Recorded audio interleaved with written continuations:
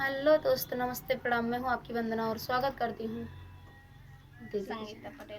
संगीता पटेल के चैनल पे। आप सभी का स्वागत है। आज हम लोग एक प्यारा सा नाच गीत लेके आए हैं। कैसे लगेगा कमेंट में बताइएगा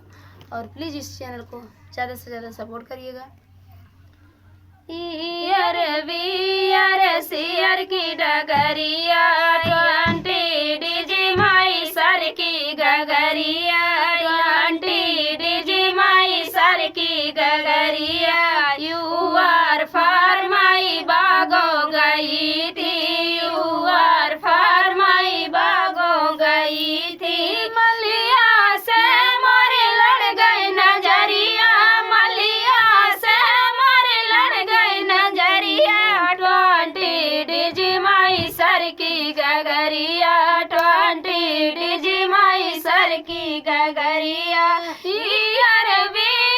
सियर की डगरिया 20 डीजे माई सर की गगरिया यू आर फॉर माई खोना गई हूँ यू आर फॉर माई खोना गई हूँ कहरा से मोरी लड़ गई नजरिया कहरा से मोरी लड़ गए नजरिया 20 डीजे माई सर की गगरिया 20 डीजे माई सर की गगरिया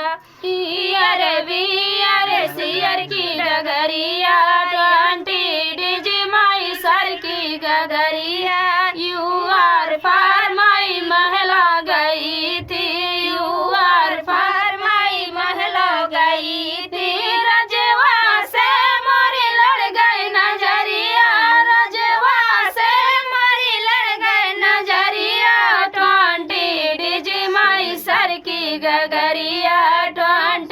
डीजे माई सर की गगरिया